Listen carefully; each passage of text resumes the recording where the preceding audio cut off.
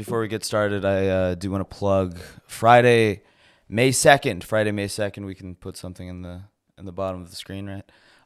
Me and Jamel are going to be doing a stand-up show here in Los Angeles at Bad Ladder in the building that we're in right now. But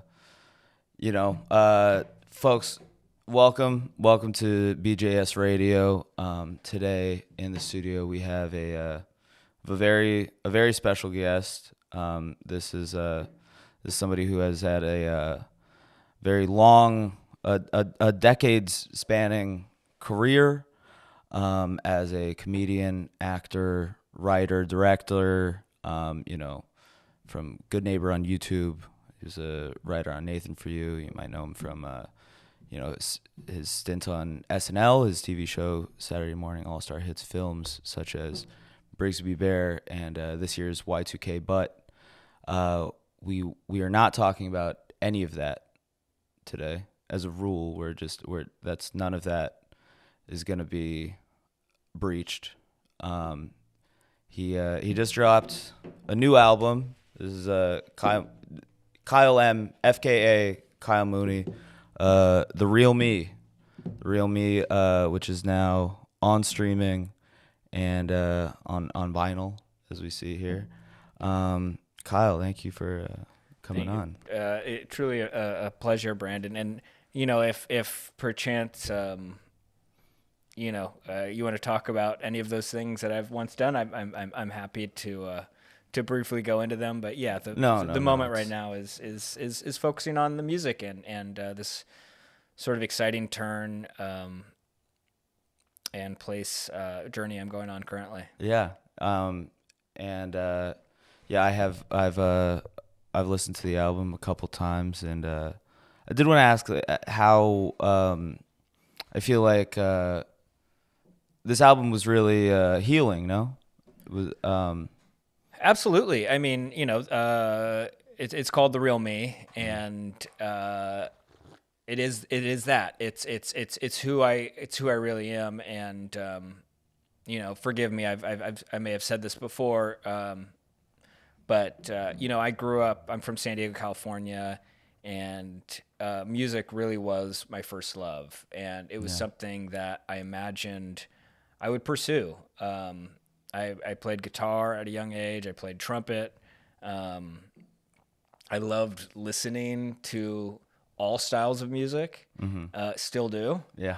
And it's one of those things where I feel incredibly fortunate about my work as an actor and writer and filmmaker, and like the fact that I got to do all those things that you mentioned. That's amazing. And by no means do I hold any bitterness towards that.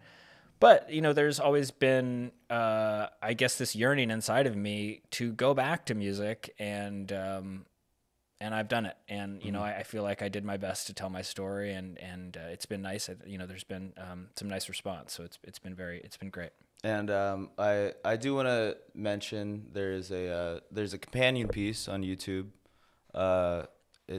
Would you call it a visual album? Or well, what it is, I would, in sort of our industry terms, I would call it sort of what would they call it, a backdoor television pilot. It is,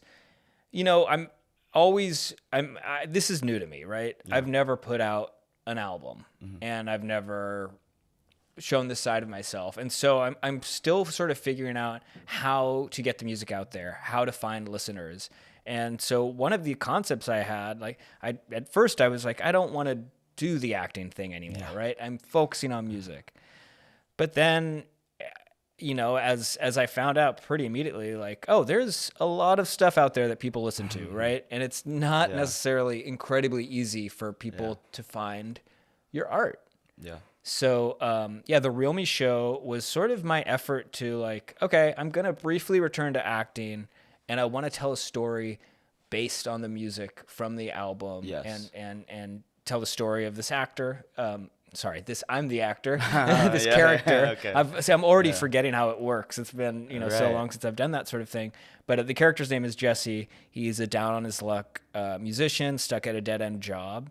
and we sort of weave some of the music from the real me into the show. And really proud which of it. I think does contextualize a lot of these songs, because without seeing that with the, okay, now there's characters on my screen, and I can kind of, I don't have to really skip. You have to skip some of these steps when you're just listening to an album. Oh yeah, because you're like, well, who is that? Right. And then you watch the video and you go, okay, oh, that's Jesse. Yes, absolutely. The girl Lauren he's singing is the about. character. Yeah. It's the boss at his job. Yes. And Mr. Hendrickson. Yeah. But at the same time, there will be people who won't see the show. And my hope is that, they can still listen to the album and come up with their own visuals, because whereas like a book. Absolutely. Yeah. And it is really actually quite like a book, in the sense that who's the main character, right? Because when some people listen to it, they hear Kyle M, me, and they hear my story, and I don't want to tell you what to think or how to absorb it at all, but that's definitely a way to consume it. If you want to go the route of now we've created this new fictional persona, Jesse, you can weave through it that way. I will say it all comes back to me ultimately. Right. But you can obviously choose your path. Of course, and I will say, listening to the album, it is even though you say you've departed from acting and storytelling, in one medium, right? But there's songs on this album where you can't help but feel like, oh, this guy's still got some actor in him. This guy's still got okay. This guy's kind of still got some actor in him. Okay, because would you say that? I think that's true. Yeah, I mean, there are songs on I have one called Gwendolyn Bartley, for instance, that a lot of people have noticed that there's some similarities to the music of the Beatles. Yes. It's a song I'm very proud of. One song specifically. Yes. And, I don't love talking about this, but I will. Sure. I'm sorry. I don't mean to. No, please. This isn't a gotcha journalism situation. Sure. No, but I'm happy to. I mean, a lot of people have compared it to Eleanor Rigby.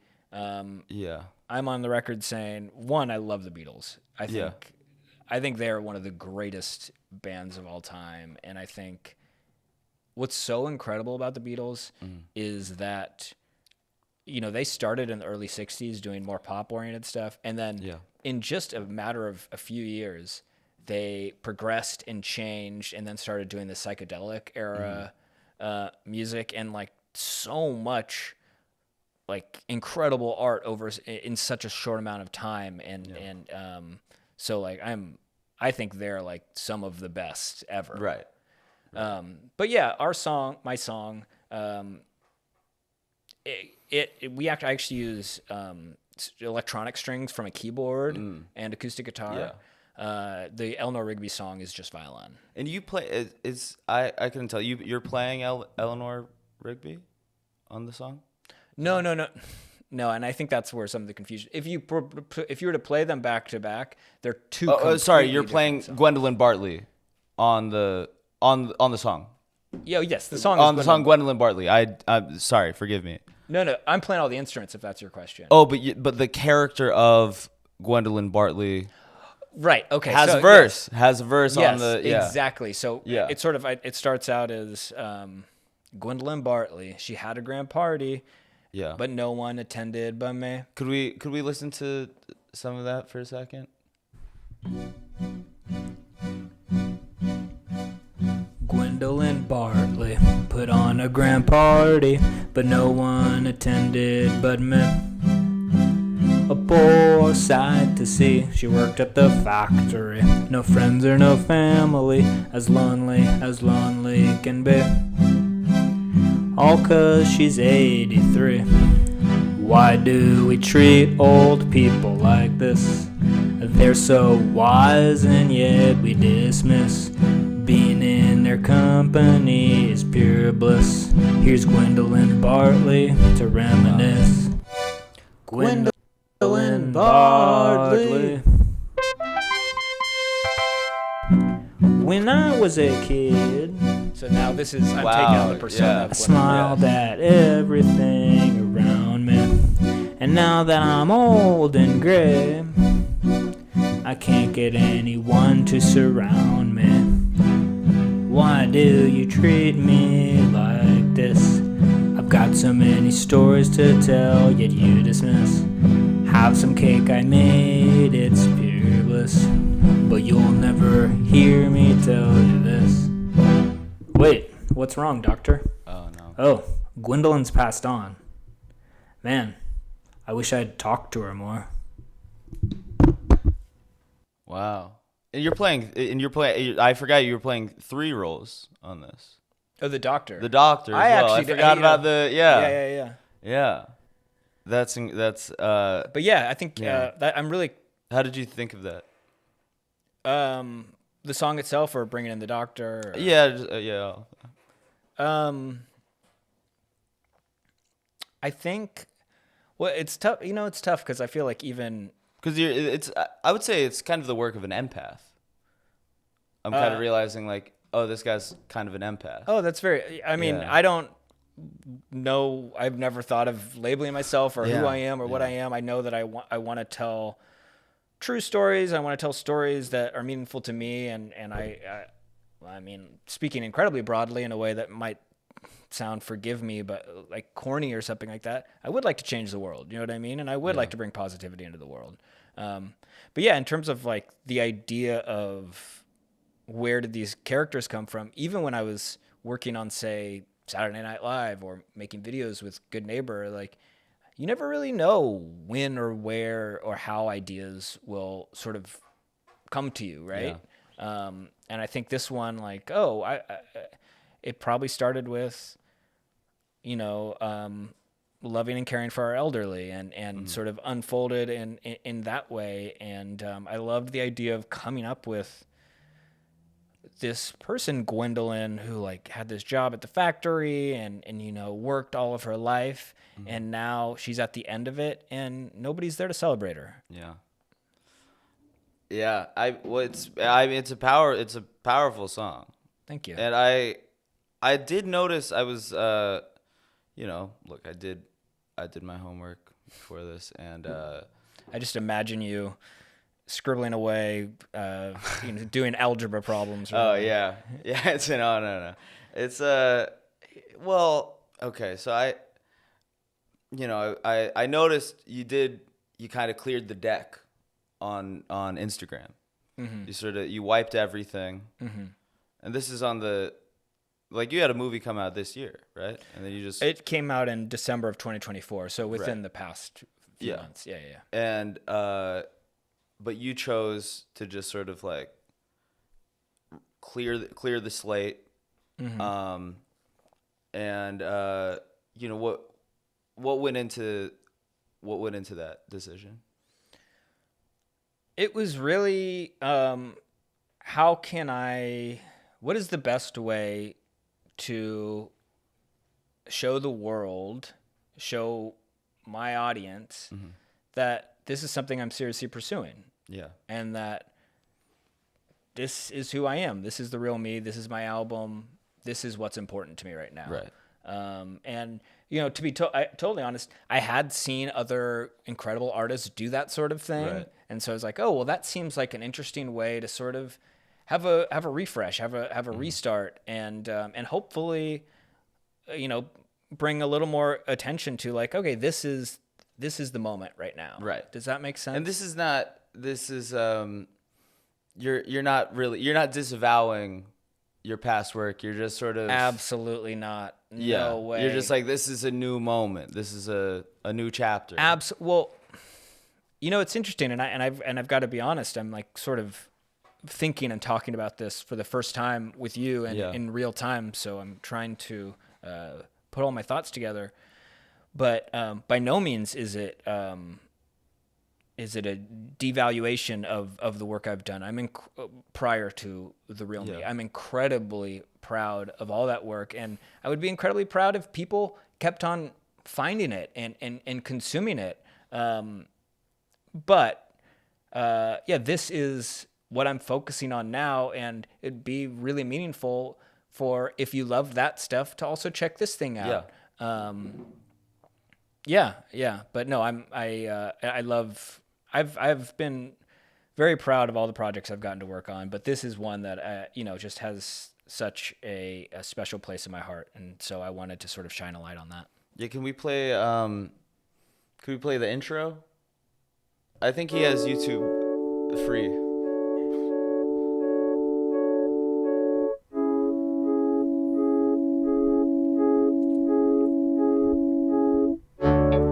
Hey, what's going on over here? Well, we're going on a journey. We're going on a journey? What do you mean? We're going inside. Inside where? We're going inside of you. Oh. Wow. Because this, you kind of get rocked from the jump. Because Sorry, please. No. I'm sorry. It's just, as a listener, the first time you hear that, you're not really sure where they're going. Right. Because I'm like, wait, a journey. Well, it's just yeah. I mean, I don't want to explain your journey, but in terms of like making, a lot of things sort of up in the air with this, because like, one surprising little trivia fact, that was one of the last things I recorded in the album. Wow. That's very interesting. So it's the intro, but it was actually like it might have been the last track I recorded. This album, by the way, no other hands were on it, right? Absolutely. I mean, I did, sometimes play music for friends or family, and got their opinion, and sometimes reworked stuff, but every guitar lick, every keyboard stab, every electronic drum, every background vocal, every lead vocal, it's all me. But the intro was really, I love the idea of taking the record, for instance, dropping the needle, and it's like, okay, where am I going? Yeah.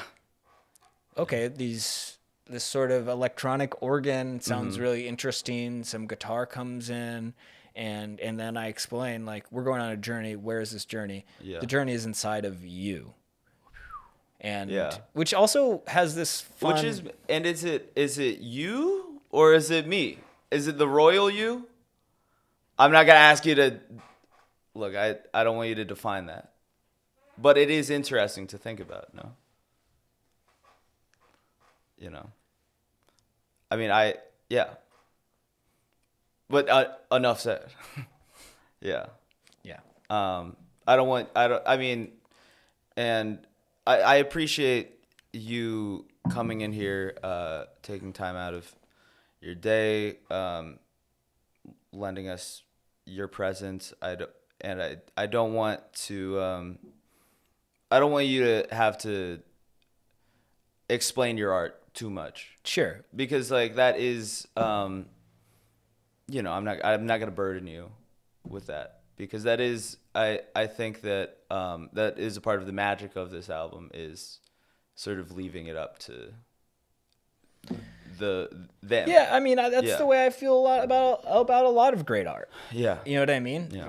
I think that sometimes there is definite intention by the artist of like, this is what I want you to think, feel, and understand. And sometimes there's sort of that, enigmatic quality of like, oh, this could mean one thing, but wait, maybe this means another thing. Yeah. With that being said, like, in my head, if I'm being totally honest with you, I have a pretty distinct idea of what each thing means. Yeah. But I don't necessarily want to share that. You don't have to. But I will. You don't have to. Yeah, we can talk. But you would. I would say so. It would be a sort of a case by case basis, I guess. Yeah. Because I don't want to stop the listener from having their own experience. Of That course. is my fear, because Yeah. to me that's like one of my favorite parts about listening to great music or reading a great book or Yeah. seeing an amazing piece of art at a museum is like, oh, I'm seeing this and I'm thinking one thing, and I don't know if this is even what I'm supposed to be thinking, but it's really moving me in a certain way. And the next song on the album is "Kid on the Range," right? Yes. Yes. Can we play a little bit of that?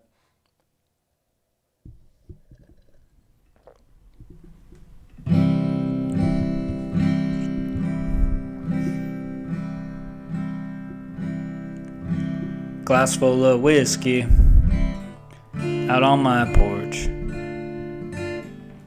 staring towards the train tracks.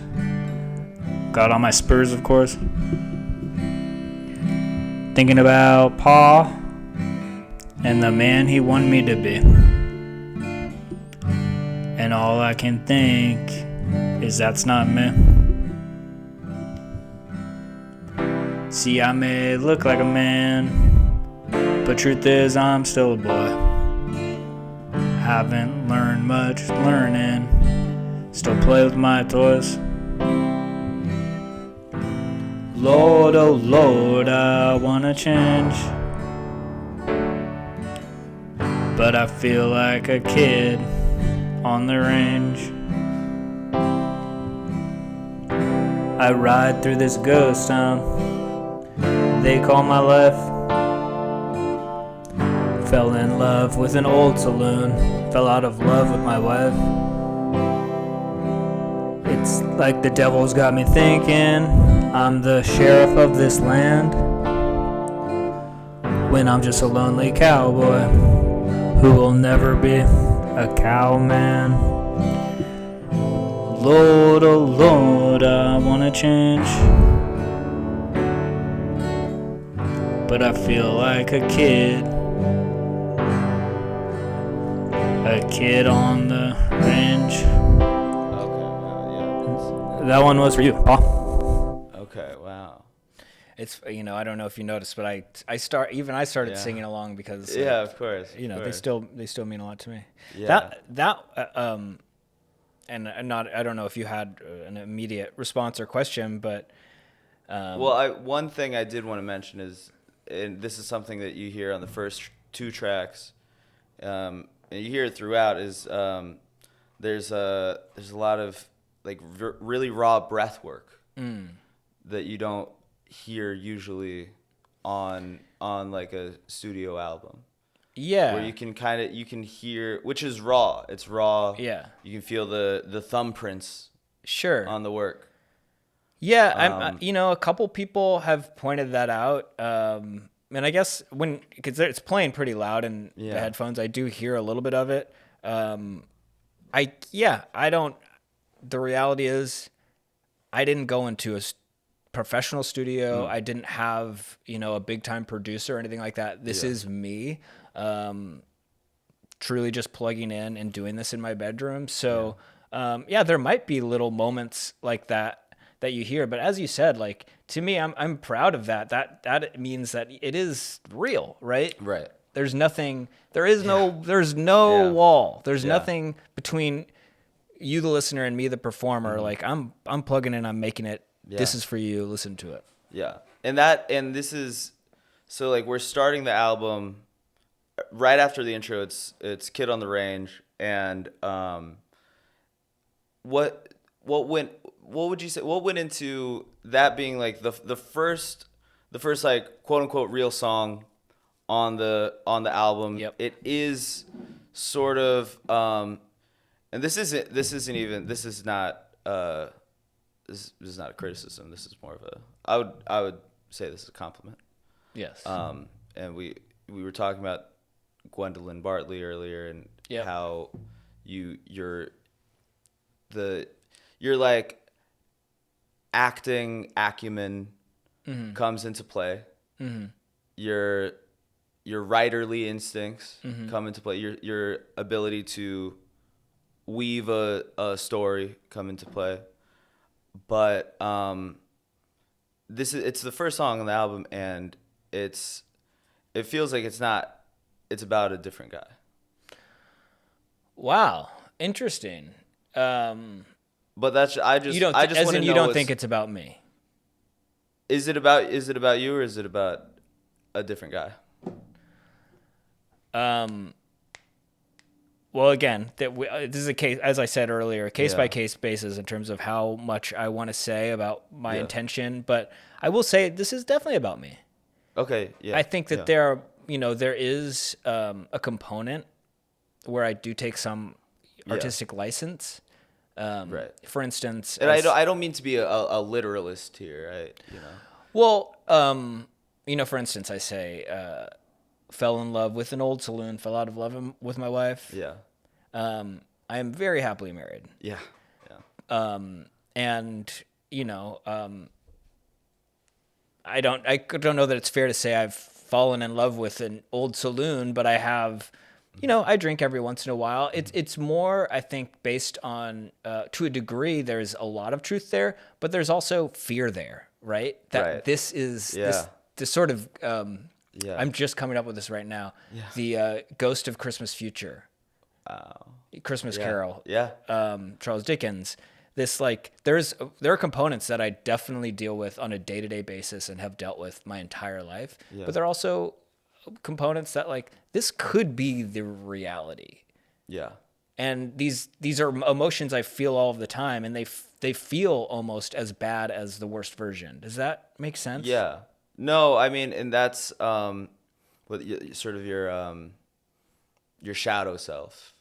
Yeah, I've never heard that, but that's like id, ego. All that kind of stuff.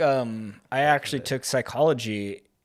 Something you in high school about it. Yeah. I don't, and I must admit I'm not an expert. But it seems, I feel like you. Yeah, sorry, I don't. Did you study psychology or? I know about it a little. Yeah. Peripherally, just sort of I'm kind of an autodidact. See, now I'm a little bit of an autodidact, and Yeah. Yeah. I don't know much about that either, but. Well, I do want to. Can we? Sure. Can we address the press real quick? This was yesterday. The New York Times. Look at that. New York Times, right there, right? Thursday, April 17th, and then look at that front page. There it is. I can send you a picture. But yeah, we'll get the picture up right here. Mark that off. And I mean, and then look, and then you open it up. I haven't even seen this yet. Yeah. No joke. It's about the music. And then there he is. Look at that. There he is on the arts, in the arts page. Mr. Kyle M right there. But they're using your government name, which I did think was interesting. And I don't want to I'm not trying to I don't want to I'm not trying to start anything here. This is not but it's interesting, their approach to the story. Well, and to be, may I look at it? Yeah. I've not gotten to see the actual, but I read the article online. Yeah, I mean, I'm. You can have it. Oh, that's very sweet. One, this is an incredible honor, right? Yeah, of course. I put this album out. I would maybe a month ago. I'm not even sure how long we put it out, and we're on the cover of the New York Times. Yeah.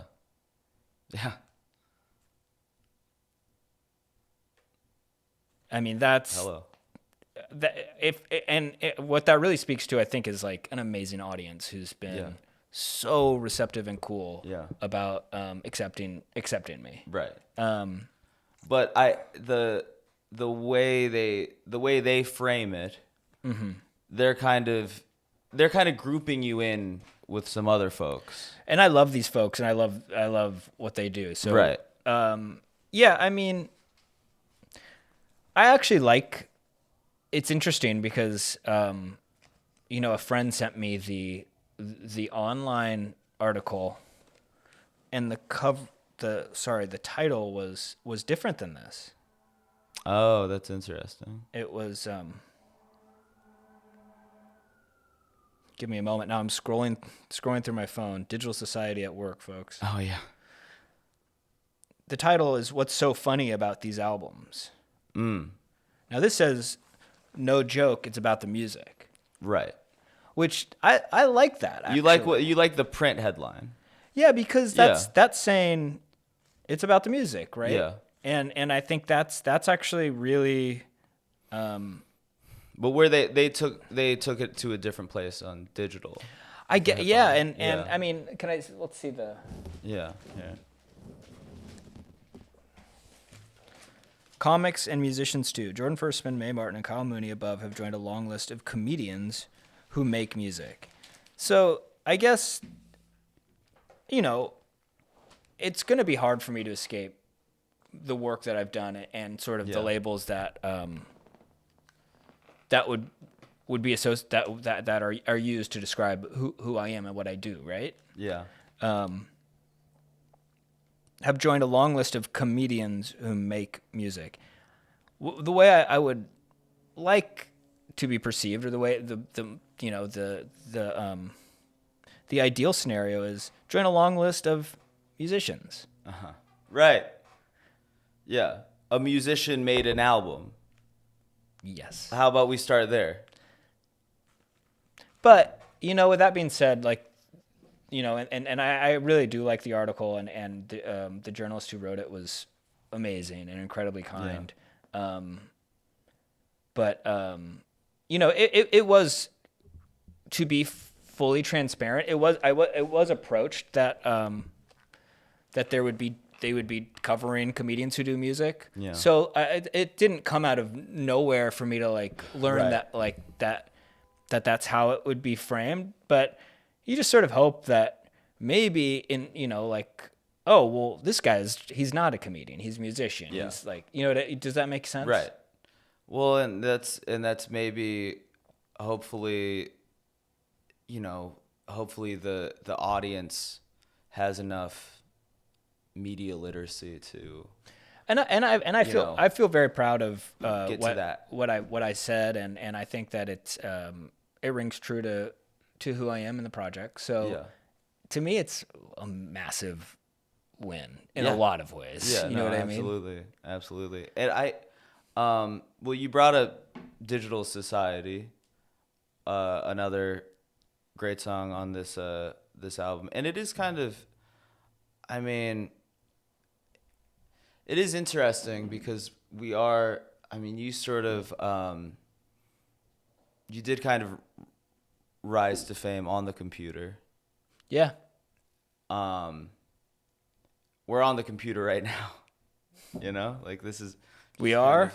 Yeah. Well, Sorry. But stuck or something. That is, that's kind of, it's kind of wild, right? Because it's like, I guess you can't escape it. And he does, the character in you do it, escape it. You are able to escape it in the song.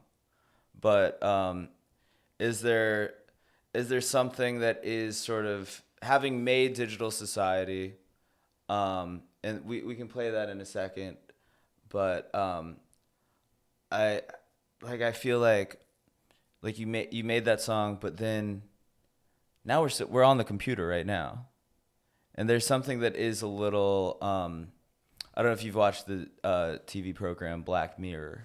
I've seen one or two episodes. Yeah. It's really, really interesting. Yeah. And it is kind of Black Mirror-esque. think about. Yeah, like the song, and then just like this moment right now. Right. Because we're on the computer right now. We're inside it. Yeah. Well, it's interesting.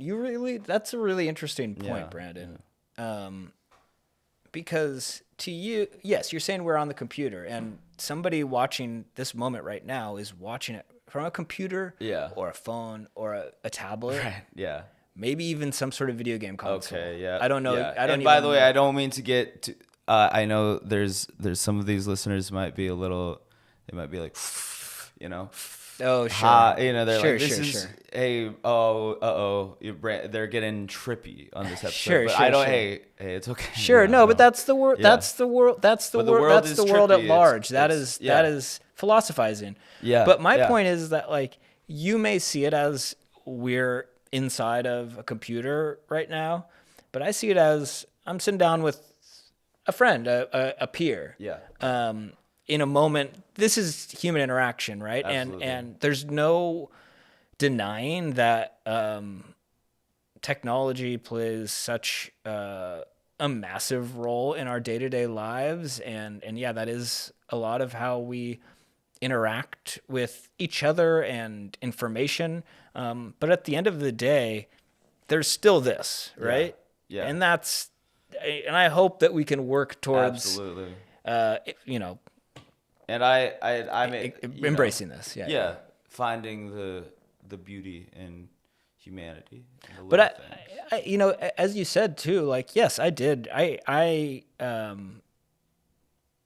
gonna say came to prominence. I don't know if that sounds egocentric in some way or another, but like through YouTube videos. Yeah. And it was when we started making videos, that was a new platform. Mm-hmm.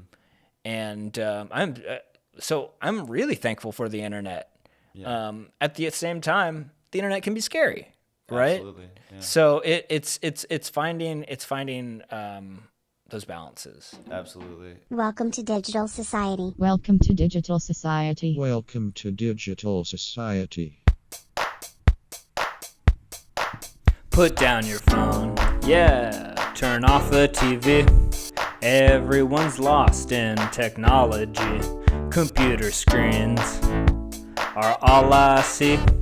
I guess we're just a digital society. I remember when it was simpler times, hanging with friends, going outside, reading a book, or playing a game. It's what we used to call just using your Brain. But then it changed, and we went online, plugged ourselves in, got electronified, power was on. But at what cost? 'Cause digital society actually turned us Off. Put down your phone. Yeah. Should we play the new video? You did drop a music video. I did, yeah, yesterday, yeah. Can we play Blue Car, John? Because I did have had a couple questions about Please. Blue Car. That's why I'm here. Whoa. Yeah. Sounds good. She's got a nice set of tires and the windows roll up. My blue car goes many miles an hour. Cup holder holds a cup. My blue car has a door that opens with automatic locks. My blue car, and a parking brake for when I park up the block. My blue car,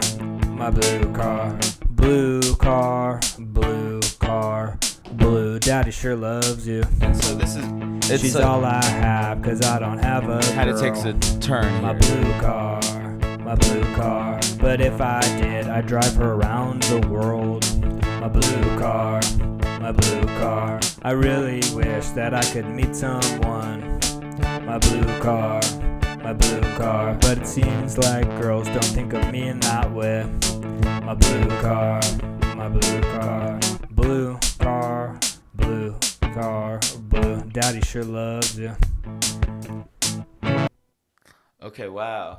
And this is I think something that can be very interesting in music, and I don't mean to I don't mean to get too heady or anything. Well, you said some of your listeners might be.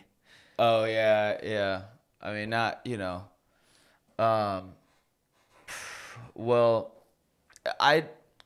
so something that I think can be very interesting in music is when the beat, sometimes the beat it's upbeat. Mm-hmm. It's upbeat. It's an upbeat sound. Mm-hmm. But then the subject matter, right? Sometimes there's a contradiction or juxtaposition of the beat and the subject matter, the lyrics in the song. Mm-hmm. And it is very, I think that there is something that it can be very artful when a song it sounds happy, but the subject matter is sad. And you kind of pulled that off. That's very sweet of you to say. Yeah. I was gonna say and I hope I'm not misquoting this. Do you know the film The Godfather? Of course, classic. Classic film. Classic. I remember seeing it in film school, and there's this moment towards the end where they have I believe is it a baptism, but they cut between that and a murder. Yes. And life and death. And like it makes both of those sequences even more powerful ultimately. Absolutely. Yeah. Is the car real? Is that like your car? Asking the tough questions, I see. Sorry. That actually was that is a rental car, but I now own my own blue car. Okay. Yeah. After the recording this? Yes. Wow. Oh. So blue cars have been, but life imitating art. Yes, I always get mixed up on that because art. Yeah, which comes first? Right. Yeah. That's life imitating art. Can you look? Is it art? It's life imitating art, right? That's the phrase. That's the phrase, but sometimes I feel like it's art imitate. Sometimes it gets flip-flopped. Right. But in this case, you're saying the art was the song. Yes, and then you buying a blue car. Though I did have the rental before I wrote the song. You rented the car before you made the song. I had the rental when I was writing the song. How long was the album process? It's been a while. It's been a couple years. How long were you in the studio total? I mean, in terms of the amount of time it's taken, it's been a couple years. But blue car, you rented the blue car. Yes. And you didn't have the song recorded yet. Blue car wasn't correct. It was one of the early songs I wrote. But you recorded it while you had the rental? Yes. Okay. I'm sorry, I don't mean to pry. No, please. I'm only say that because if you were to see me driving down the street today, you would see me in a blue car. In fact, outside of your studio is my blue car. It's not that exact same blue car. Okay. All right. Well, can we talk about California Summer? Can you play, John? Can you play? I think it gave you the timestamp on the Real Me, California Summer, which is sort of it comes right after Gwendolyn Bartley, and then this one is, I mean, you're genre spanning, and it's okay. Yeah, can we? Do we have that? Out in the sun, man, it's really fun. Holding on to my bottle of beer. I see a nice little lady, polka dot bikini, making me crazy. Sweet Lord, I wish you were here. California summer, don't fade away. On my knees, ocean breeze begging you to stay. Short shorts, palm tree, spiked lemonade. Love California. Dark and stormy, but make it all run. Best friend is the son of a gun. And California's great. Sex on the beach, and so fun. And the sun. Okay, Man, I got it made. And this one is just like this one's a blast. It's like Gwendolyn Bartley. There's a lot of pain on that, but then you hit him with. Well, I'm from San Diego, California. Yeah. So this one, I had to give it to him. Yeah, I had to give it to him. And this one, I know this. You've had a one or two in your day, no? A couple California summers, right? Oh, are you kidding? Even when I was working on Saturday Night Live, which takes place in New York, yeah. I would still come back to California for the summer. So I think yeah. I think every summer since 1984 Right. I've spent in California. As soon as they'd finish that, they'd say, "Oh, thank you, good night." You're headed out to. It was my own Cali. choice. Yeah. They wouldn't be like, "Get your butt out of here," or anything like that. And I would still spend some weekends or weeks in New York, depending. Sometimes I'd work out there, but I would almost always end up coming back to California. It's Absolutely. home. And Where are you from? I'm from Washington D.C., our nation's capital, but I've been here long enough to know. Yeah. Are you a beach guy? All about a Cali summer, and I love the beach. Yeah. Yeah. So many great activities to do at the beach. I feel like just between surfing or the paddle ball. Oh, sure. Yeah.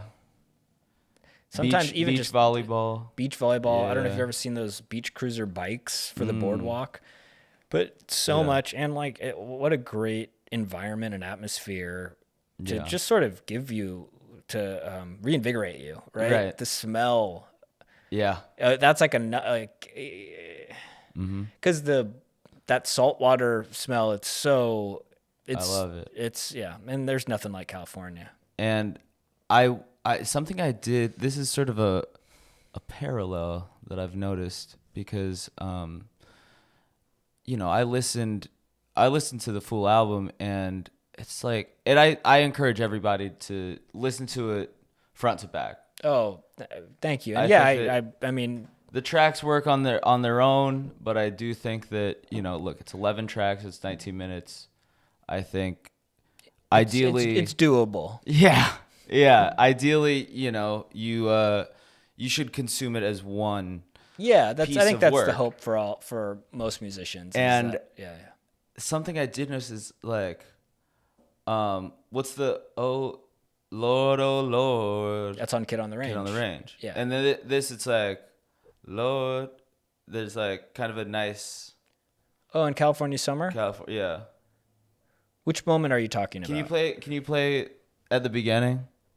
Oh Lord, right? Oh.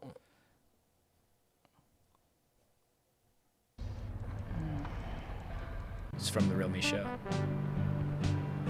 Hanging out in the sun, man, it's really fun. Holding on to my bottle of beer. I see a nice little lady, polka dot bikini, making me crazy.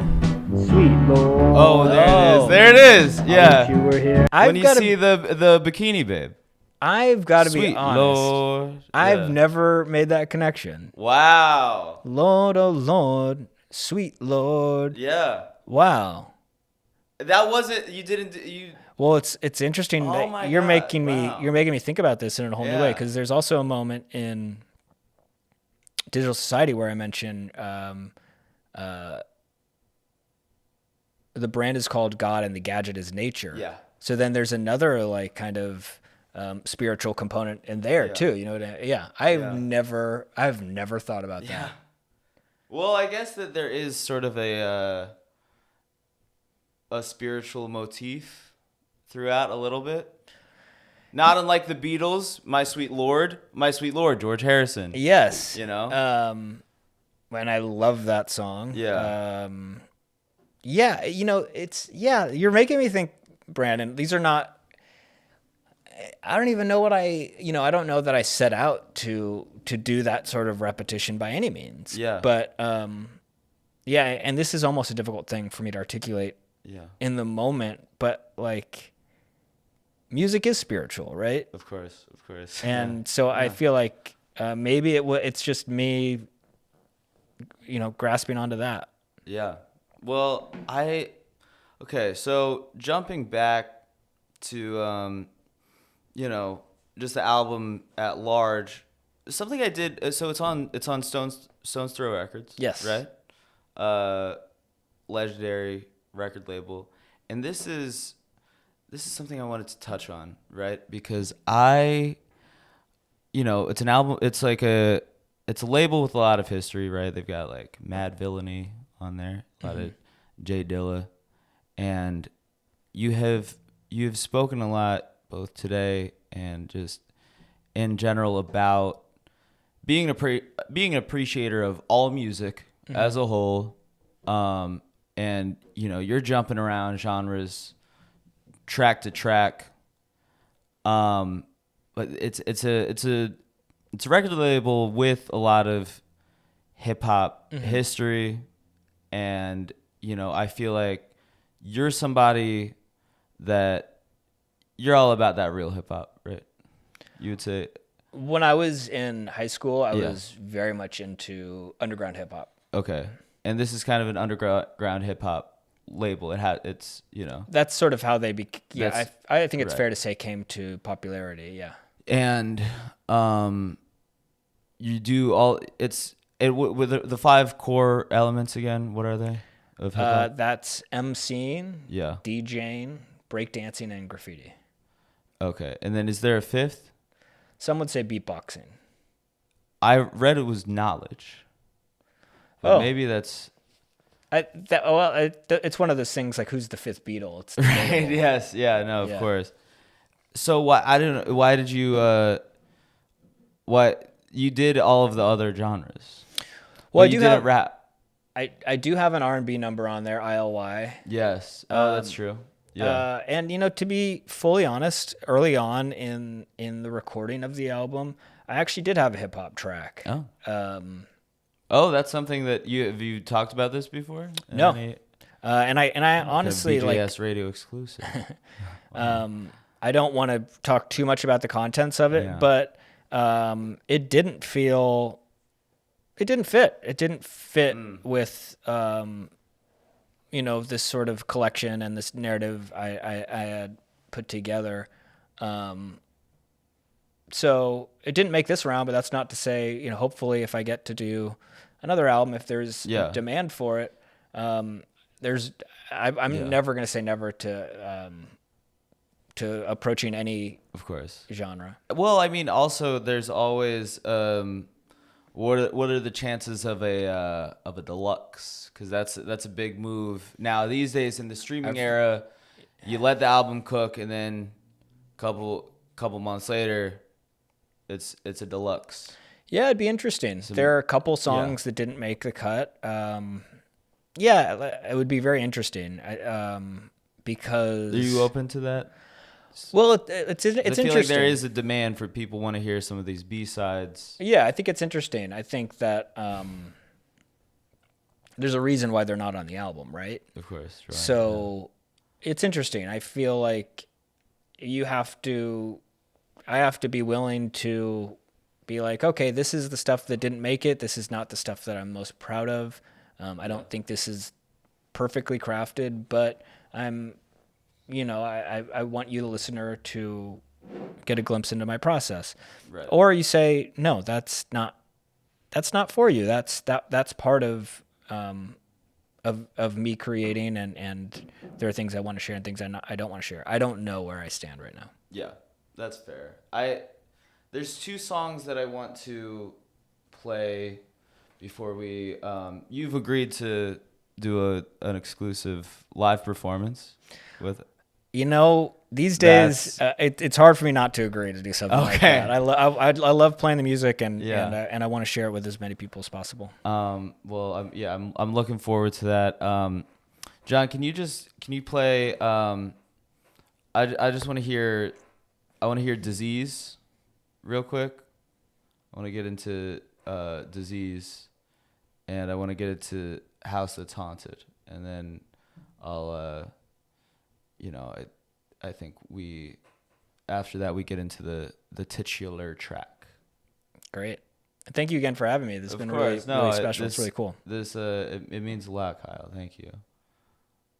You know your stuff. Oh yeah, And this is like a debut live performance, no? I have performed a couple times actually. From this album? Yeah, well, once on stage, I did a friend's show, and then, so not exactly a debut, but sort of podcast debut. I think if you put this out soon enough, it will be a podcast debut. Okay, good. Yeah, well, this will come out on Monday. Yeah. Okay, well, I wanted to talk about 2 more tracks. First, I wanted to talk about Disease. Can we play Disease, John?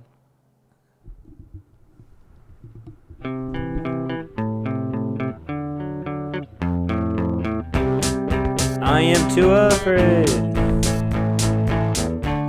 to shower after gym. Don't want the guys to see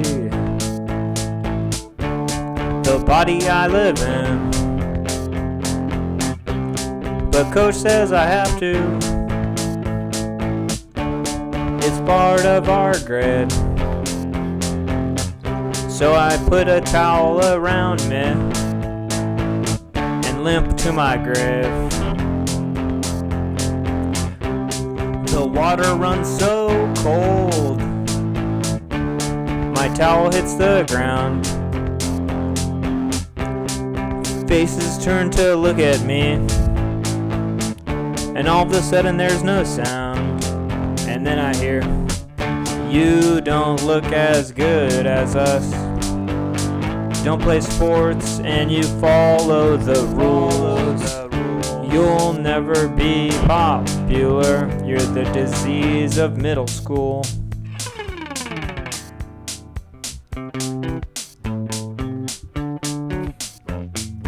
So now they call me Mr. Disease. Mr. Disease. Or sometimes just Disease.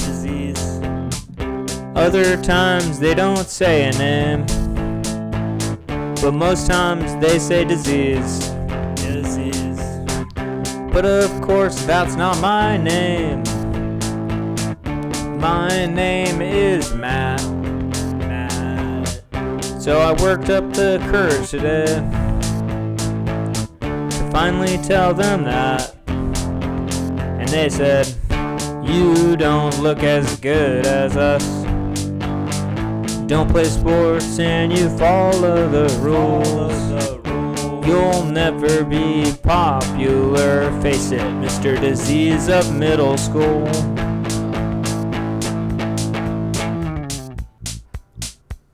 Seventh grade sucks. Wow. Kind of getting into middle school trauma, which is can be painful. It's a really hard time for a lot of people. Yeah. Now, I don't know is this one are you drawing from anything in your personal experience on this one? Yeah, and it's kind of blank. Like I said, I'm from San Diego, California, and kind of Adam's song. Yeah, I mean, I don't even know that I would pinpoint a specific song. I mean, I loved one of the first songs I learned on guitar when I was younger was "Dammit" by Blink-182. Yeah. And so maybe there's even a little bit of that. But yeah, to me, what I love about the song, exactly. I could pick it out for you if you want me to. Oh, okay. I wouldn't mind that. Well, let me finish. I'll finish Yeah, saying it, and then sorry. I'll pick it up. No, it's not. You don't need to apologize. But yeah, it's definitely speaks to some of my experiences in middle school. I don't know if you guys did middle school gym, but like, it's not that I was like an unathletic kid. I just wasn't ever the best, and But they were making you shower? Oh yeah. Yeah. Because I feel like I sort of came of age during the advent of Axe body spray. So while I have my own middle school trauma, I at least like nobody ever showered because we would just spray Axe body spray. Yeah, we were pretty much told we had to, it affected our grade. And some of us are comfortable, some of us are not with that sort of thing. But it's I don't know. I did probably smell bad, so I understand why a shower would be necessary, but forcing somebody to go through that is not the best. Yeah. And what I'm happy with or proud of with that song is that my middle school experience took place in the mid to late 90s, probably 96 through 98. And the music I was listening to was pop punk, which was popular in Southern California. Yeah. And this is sort of it's both using the genre that I was listening to in that moment and telling a story from that moment, which was a special thing for me. Yeah, absolutely. And I did want to, this is actually my, I try to be objective on here and not insert my own bias. Sure. But between you and me, House That's Haunted, that's my personal favorite. Oh wow, thank you so much. Yeah, and I would love to. Yeah, can we please play that?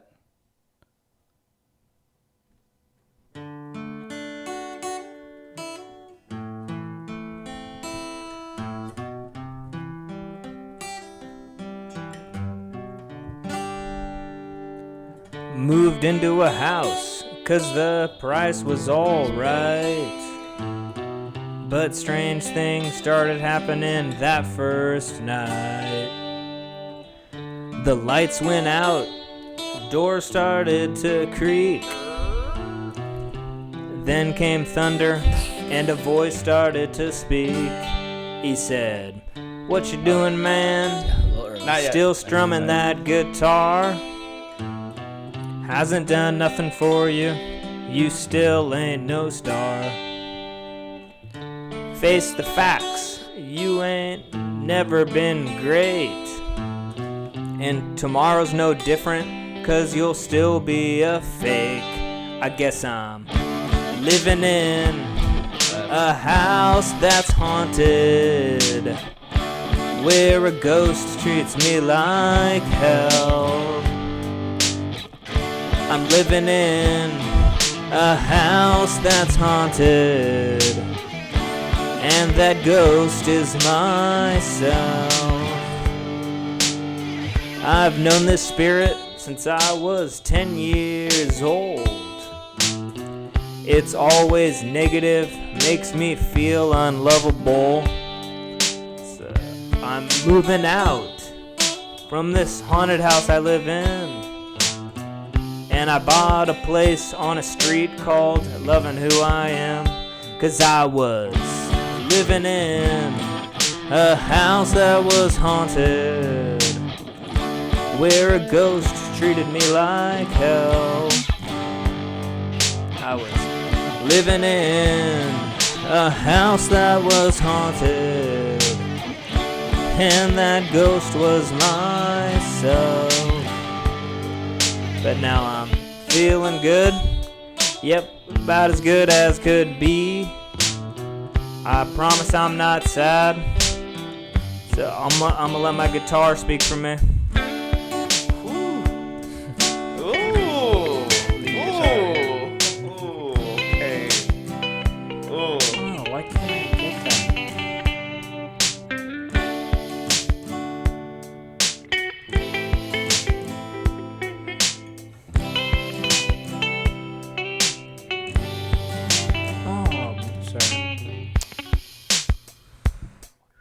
Wow. The chord progression on that. Yeah. It's I would say, I think the most powerful song on that on the album perhaps. But yeah, I was really I really admire what you did with the chord progression on that. That was really I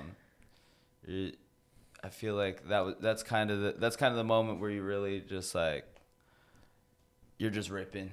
Thank you so much. Yeah, that was, I think, one of my later compositions. Yeah. And that's all you. That's all you. That's all me. And yeah, I can feel it. I don't know if the listener can feel it, but there is a progression in terms of like, I was relearning how to play and how to manipulate my computer recording setup.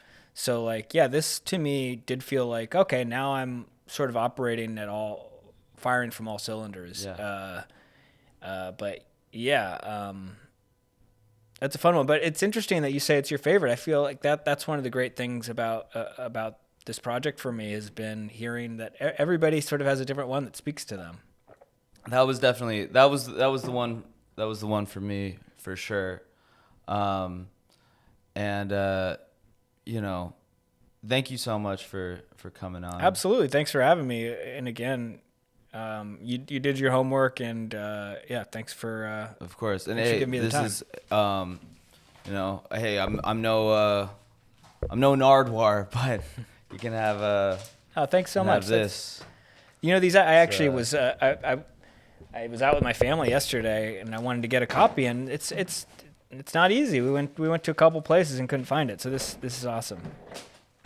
Yeah, there you go. And well, thank you so much for taking time with us. And it looks like we have a musical guest. I'm getting word that we have a musical guest to play us out.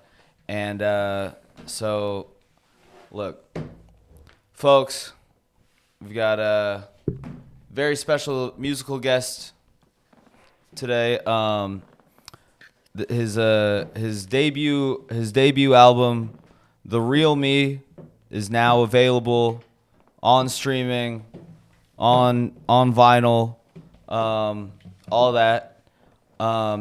Making his BJS Radio debut. Make some noise for Kyle M. Thanks, Brandon.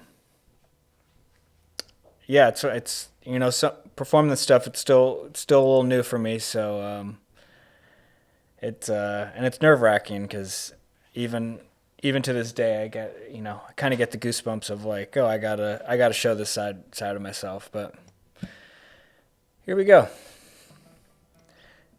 This is the real me, as naked as can be. This is the real me. No more makeup hiding me. Yes, the real me. I know I come off as a clown, but I'm telling you now, there's a real me deep down. Everybody loves to laugh. Everybody loves to point and see the puppet as he ridicules himself for nothing but a chuckle. And then they pay no mind as he slowly drinks his wine and hides the demons that live inside. He's stuck in his bubble with no way to escape, surrounded by the hate that he has to live with day by day. That is his struggle, but he wishes to get out. And he finally tells the crowd, I'm a human, not a clown, 'cause this is the real me, as naked as can be. This is the real me, no more makeup hiding me. Yes, the real me. I know I come off as a clown, but I'm telling you now, there's a real me deep down. I need your help here. This is the real me, scars and all. And even if I fall, at least I told my truth to y'all. Thank you for listening.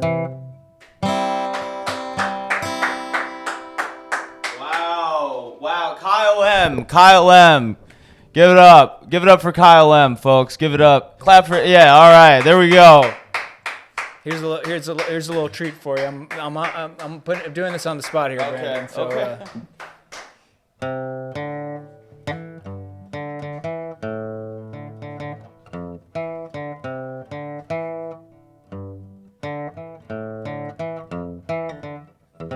it's all right to tell me what you think about me.